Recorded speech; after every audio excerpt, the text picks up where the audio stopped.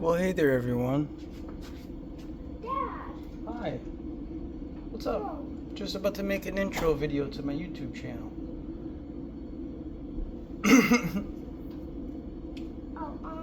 What's up? Guess what? Huh? Cameron had a Pokemon card that cost $117. $117? And he's gonna save it, right? Yeah, So that it it's the appreciates Charizard. It has so much detail. Dude, tell him if I could see it when I come back on there. Wait, you're filming already? Yeah, I'm filming. This is gonna be for my YouTube, my intro video. So you can say hi to all the lovely people who might watch this. Oh. Yeah, hopefully they watch it. If not, I'll make more videos until they start watching it. Pre-video dance. Pre-video dance. Alright, give me a hug. Let me do this video. You hang out with your brother. So mom gets home, okay?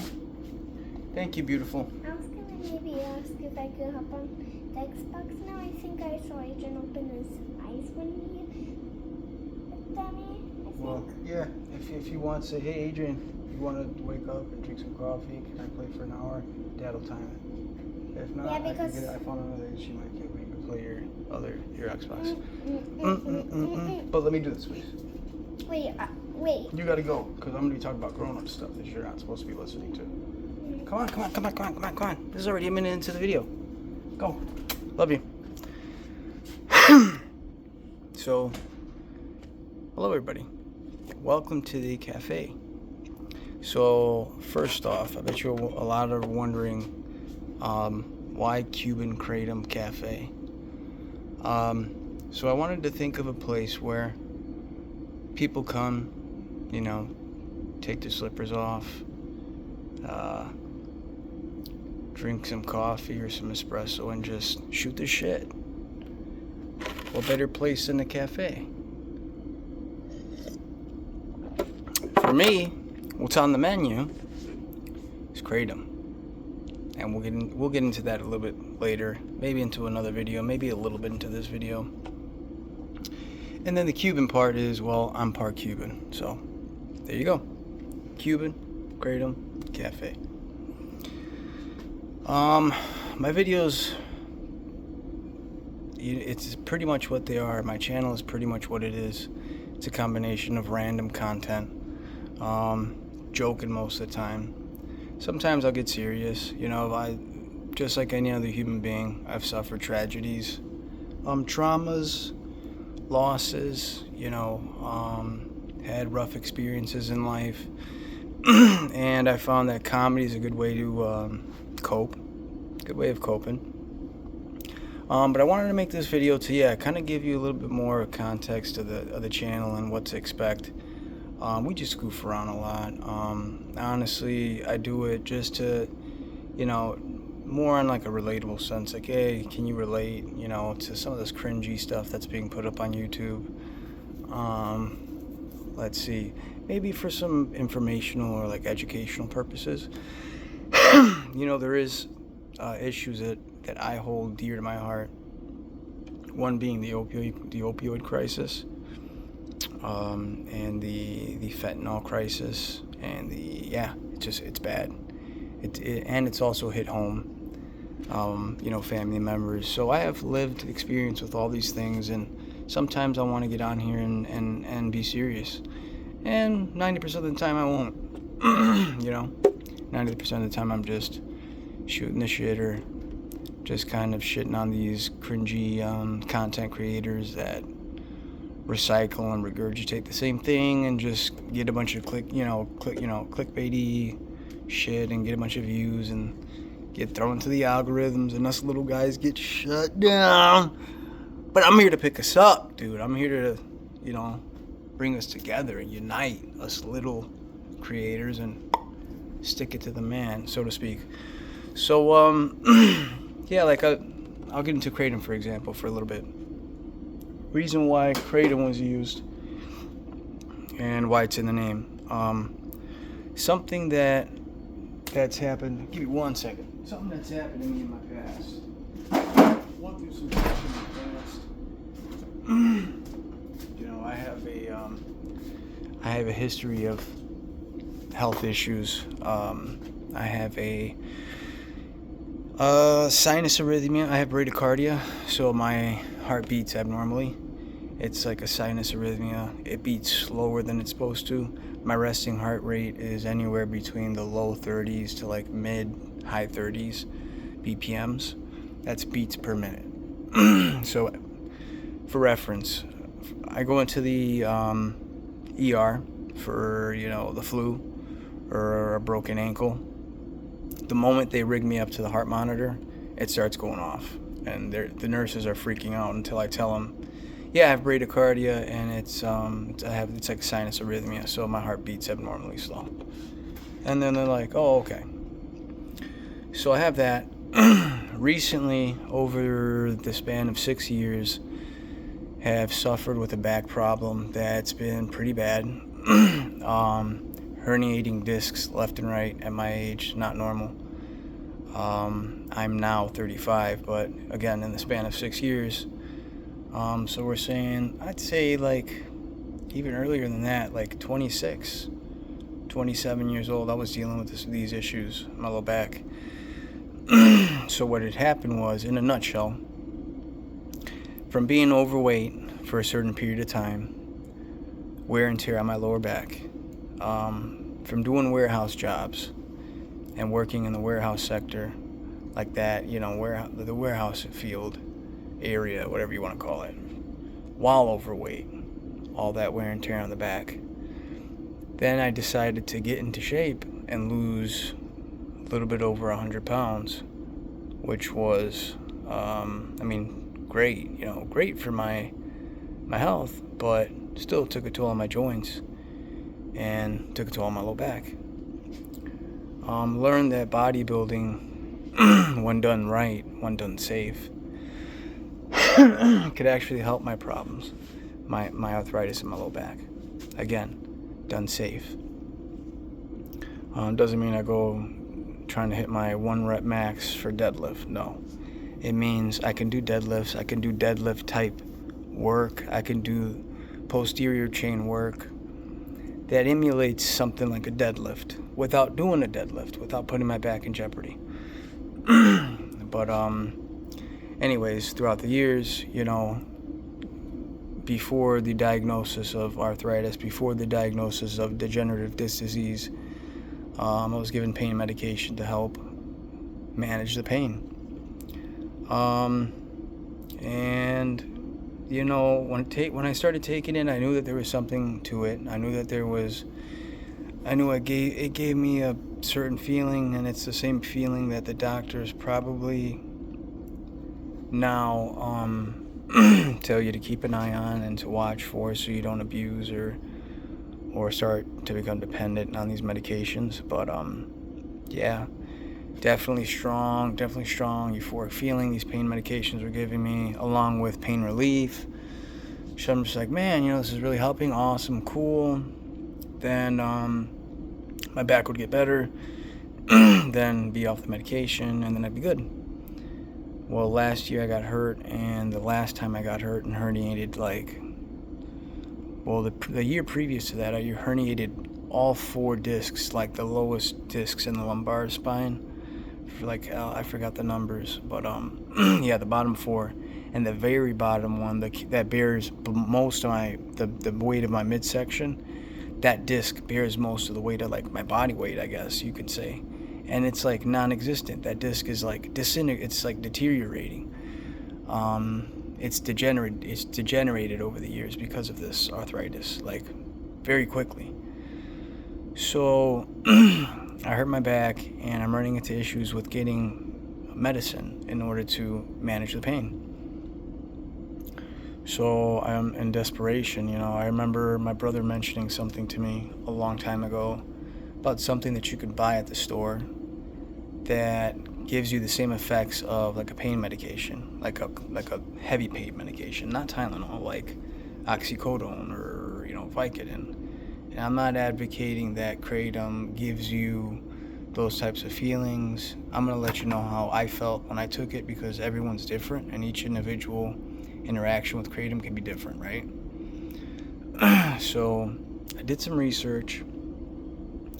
Found out that if you buy it from a smoke shop, you're kind of rolling the dice on what you're getting.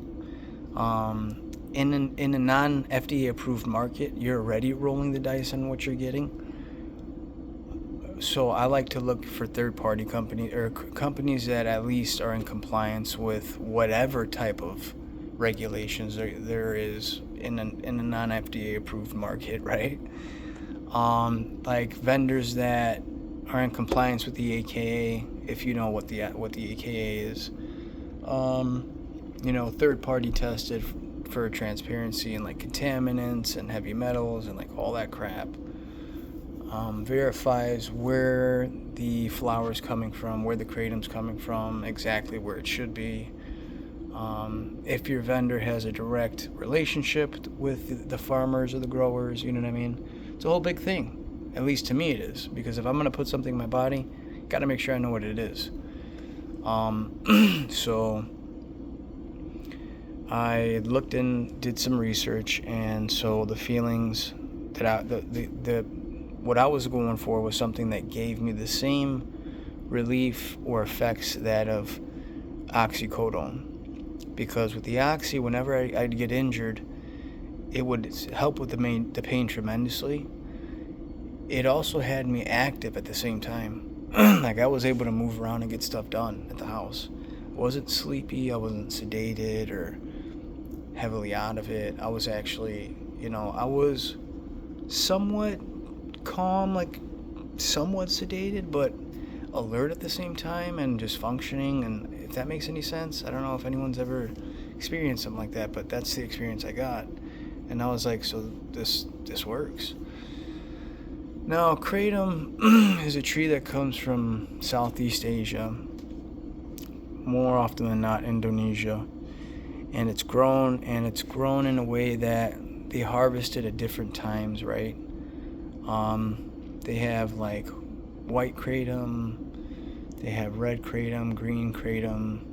Red kratom, I sought relief through that because those are the ones that are known for pain relief.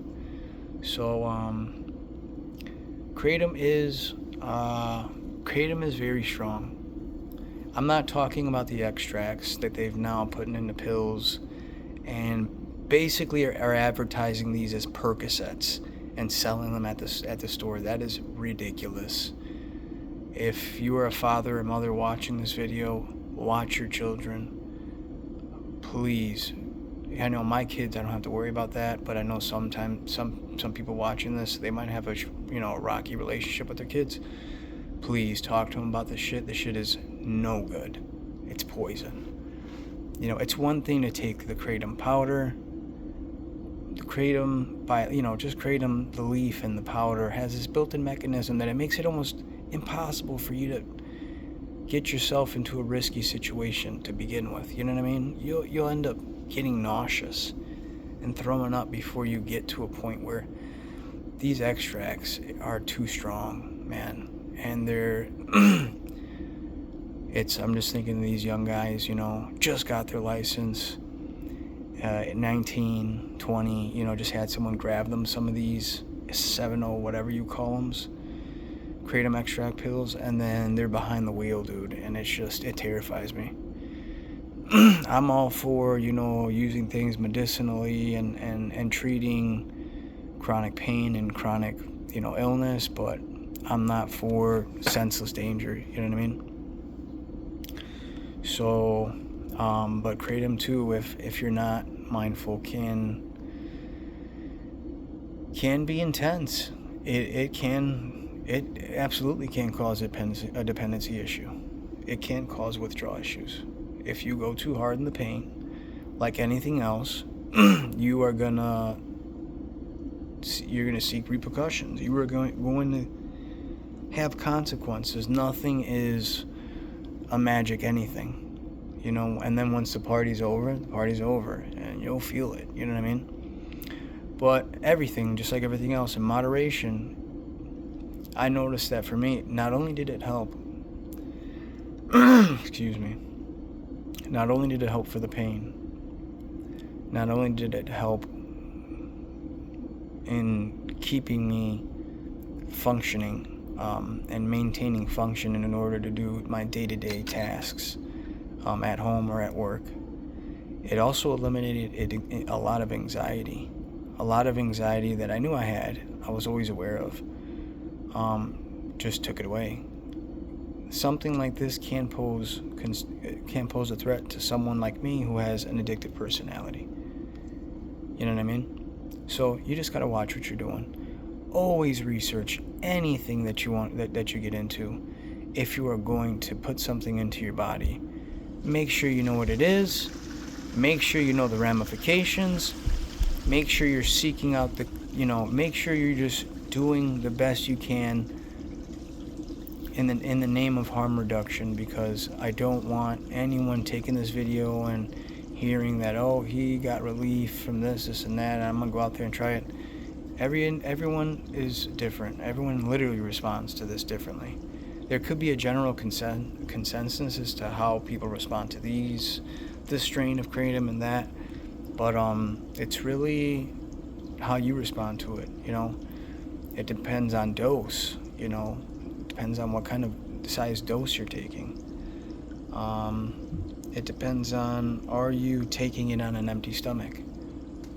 Some people described, bad side effects after taking kratom, after just having had a full meal of like carbs, proteins, and fats, and then they dosed, and then they had a very nasty visceral visceral reaction to it, vomiting, and then there's people who take it on an empty stomach or emptier stomach, empty-ish, and report, find relief and side effects that they were looking for. Maybe a little blunted, because the emptier the stomach, the better. But some people want to eat, first thing in the morning, so there's nothing wrong with that. But if you let your food digest a little bit I'd recommend letting your food digest a couple hours after eating any meal, at least 2.5, 3 hours. If you're doing it for therapeutic reasons, because you want to know just how much, you want to know just how much you need to take for a therapeutic dose. You don't want to overtake. You don't want to, take more of a dose than you need to. 1, for tolerance reasons and dependency reasons. 2, for efficacy. You just want your dose to be effective. So making sure you scale out the same dose and taking the same dose whenever you feel the pain or whenever you feel the need for the relief. I'd advise taking it just when it's unbearable, the pain, at least if you're taking the red strains. First of all, being of age. Yeah, I'm not going to tell you to go and do anything if you're a kid. I'm sorry, you got to be an adult. So if you're an adult and suffered and you know what it is, just be smart, man. Get double, triple check these vendors, make sure they're transparent with everything they're doing, certificate of analysis to make sure that they've been tested for all this garbage. You're not just getting garbage, you're getting something that could potentially be a therapeutic tool for your pain or whatever it is that you're dealing with. That being said, there's other effects for the other strains. I wouldn't know. I don't mess with those because I use what works for me, and the reds work for pain. So being smart about dose, how much you're dosing, how often you're dosing. I'd say only dose when the pain is unbearable. Only dose when the need for relief is very urgent or emergency, just to avoid tolerance and dependency. If it works so well, you want it to always work well. You know what I mean? So that means it's not something you're always going to rely to. For self-defense, a gun, right? Obviously a gun is a last resort, but let's say you had to use that last resort in every altercation you were in. After a while, that gun's not going to be as effective. You might run into some jamming issues. You might have to replace some components of the gun. You don't always want to rely on it. You don't always want to You don't always want to use it. At the very least, whoa, you don't want to overuse it. Sorry about that. So be smart. And if you're an adult with children, look into these kratom extracts. They might be banning them in your area, so you're safe, but they're basically grabbing the kratom powder and turning it into something it shouldn't be. And it's very, very strong, very potent, very tolerance.